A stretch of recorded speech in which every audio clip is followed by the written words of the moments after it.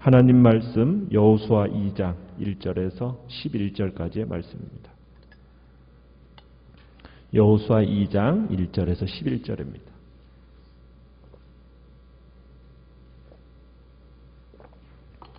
여호수아 2장 1절 제가 먼저 읽습니다. 눈의 아들 여호수아가 시딤에서 두 사람을 정탐꾼으로 보내며 이르되 가서 그 땅과 여리고를 엿보라 하매 그들이 가서 라합이라 하는 기생의 집에 들어가 거기서 유숙하더니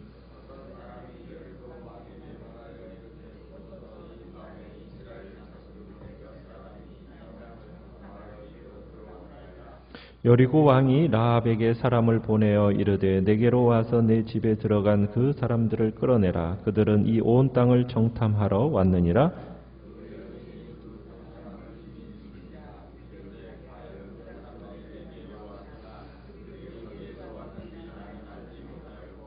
그 사람들이 어두워 성문을 닫을 때쯤 되어 나갔으니 어디로 갔는지 내가 알지 못하나 급히 따라가라. 그리하면 그들을 따라잡으리라 하였으나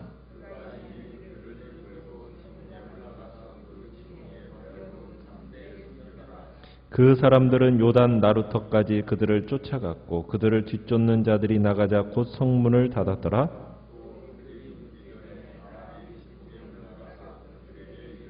말하되 여호와께서 이 땅을 너희에게 주신 줄을 내가 아노라. 우리가 너희를 심히 두려워하고 이 땅 주민들이 다 너희 앞에서 간담이 녹나니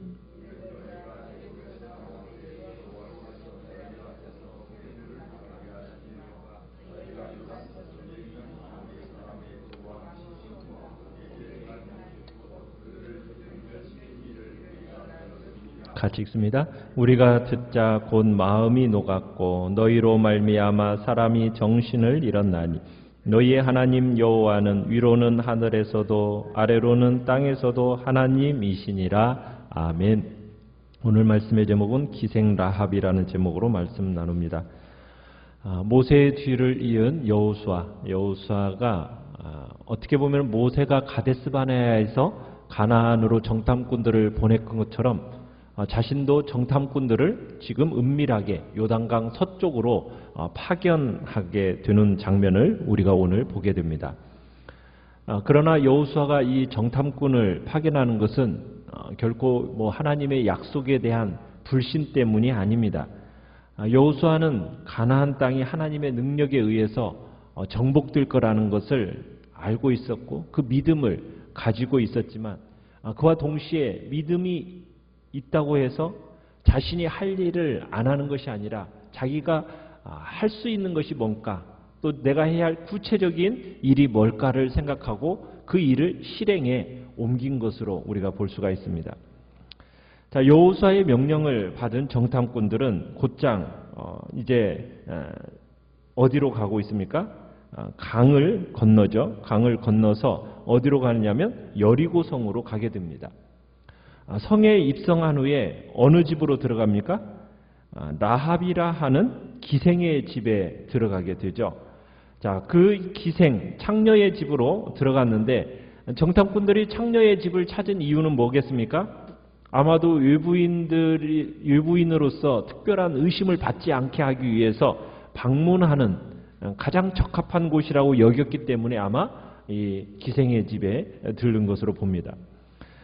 그런데 어찌된 일인지 아무도 눈치채지 못하게 여리고성에 입성하려고 했는데 이 정탐꾼들의 이야기가 왕에게 보고가 됩니다. 2절에 보면은 왕에게 보고가 되면서 뭐라고 얘기하고 있습니까? 수상한 자들이 지금 잠입했다라는 거예요.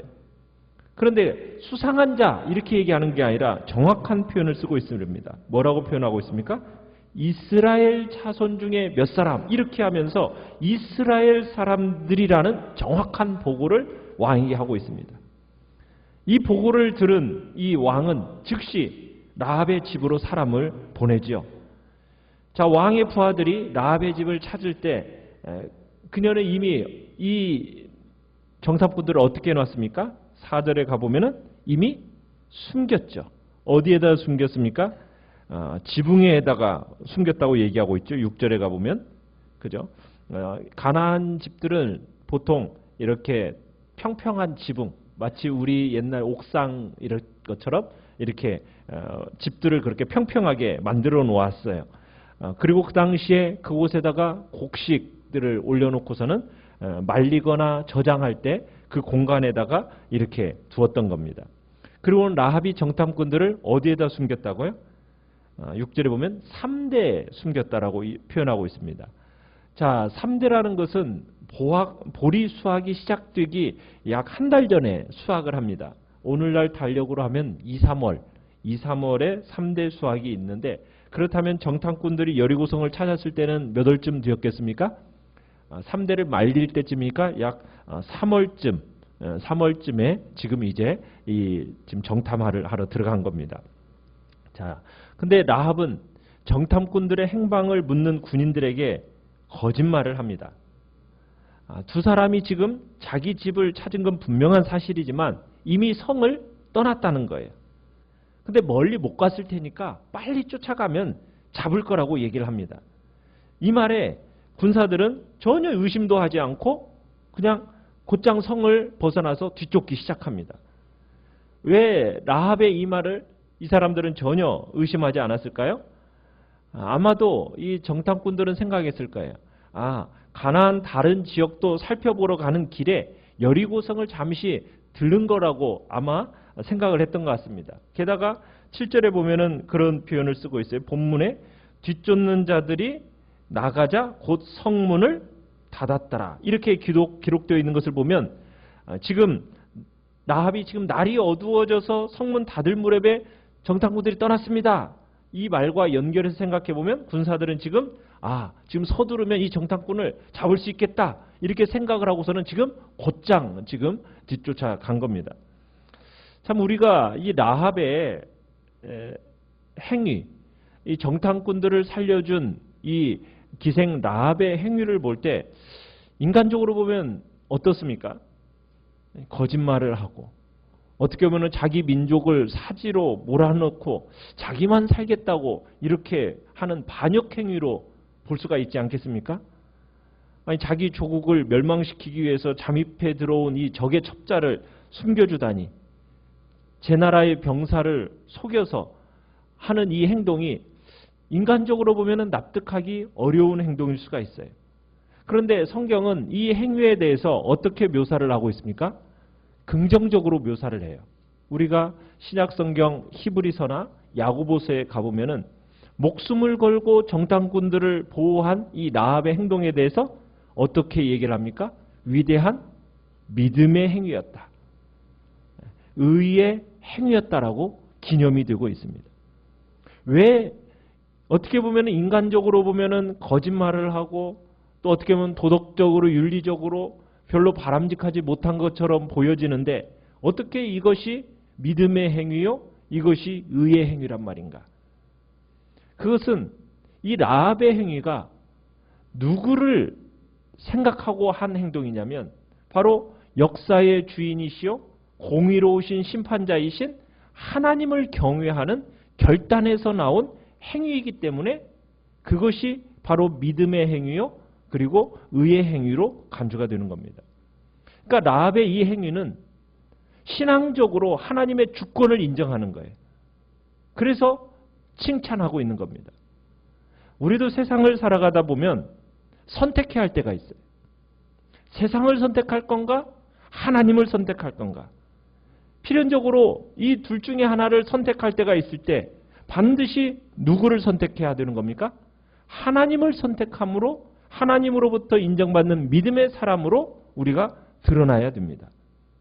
이 믿음의 선택이라는 것은 우리가 하나님에 대한 믿음을 딱 가지고 있을 때 딜레마에 빠질 때 가장 정확한 행동의 기준을 제시해 주는 게 바로 믿음입니다.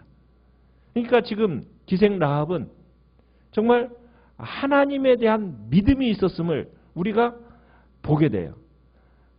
어디에서 보게 되느냐면 이제 기생 라합이 이제 그 정탐꾼들에게 이야기하는 그 이야기 속에서 우리가 발견하게 되는데 8절에 가보시면 군사들을 따돌린 다음에 라합이 이제 정탐꾼들이 숨어있는 지붕으로 찾아갑니다.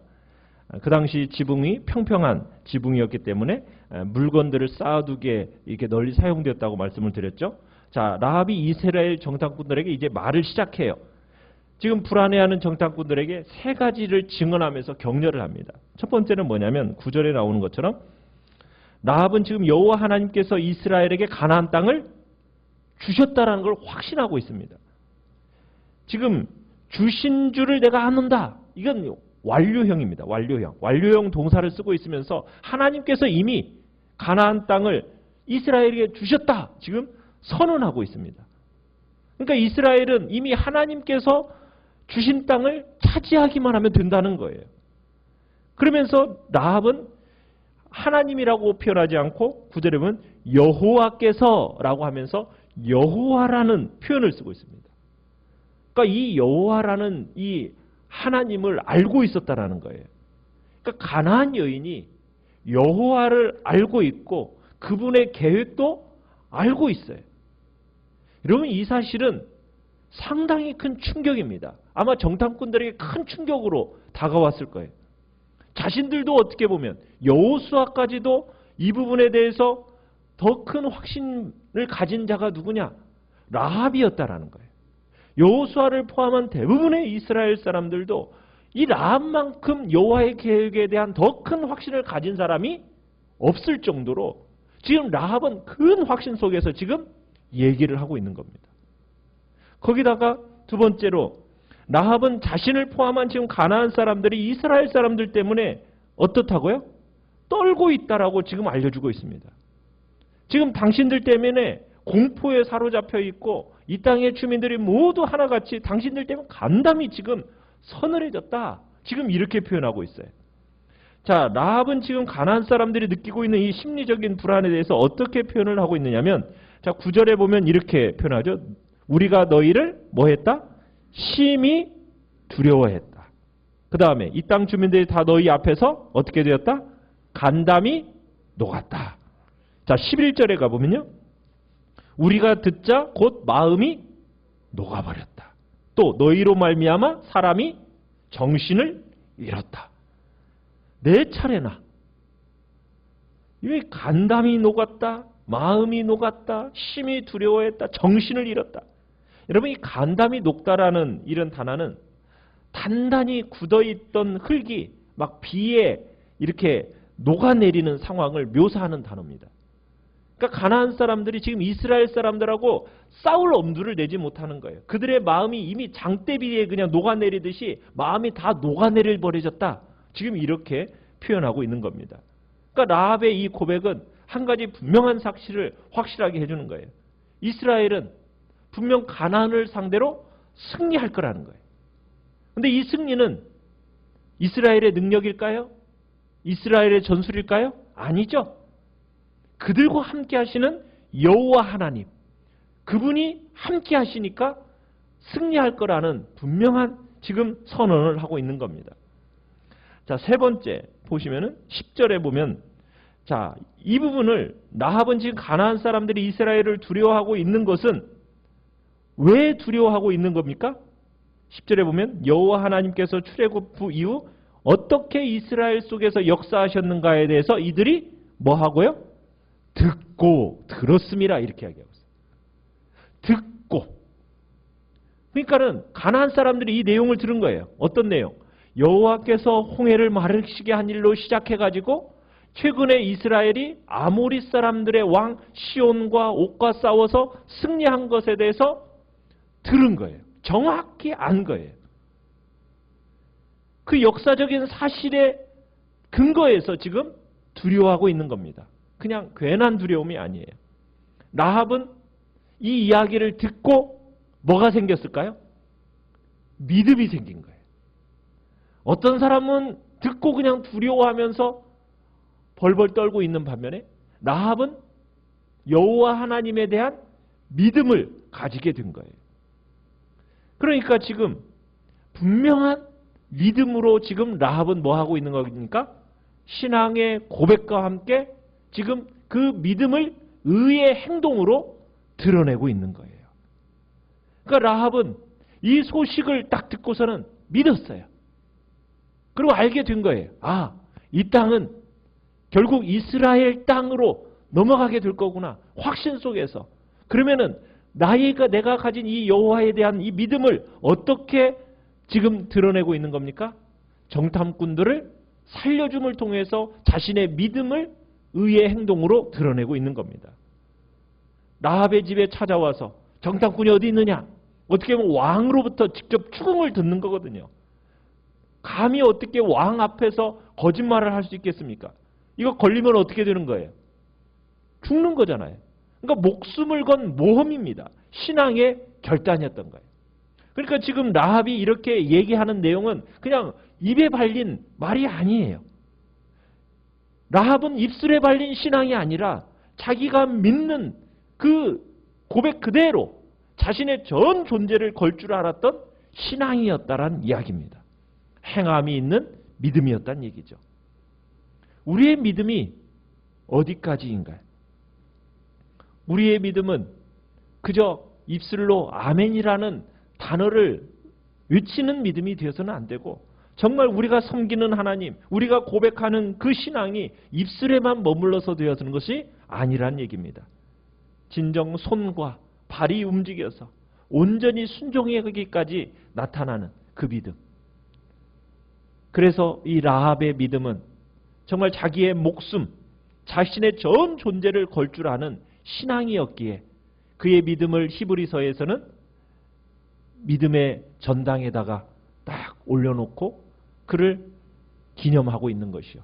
야고보서에서도 그에게 대해서 믿음을 행함으로 나타낸 믿음이었다라고, 그의 행위는 의의 행위였다고 기념하는 그런 복된 믿음의 여인으로서 나타나게 된 겁니다. 그 여인은 결국 이 믿음의 의의 행위로 나중에 어느 반열에 오르게 됩니까?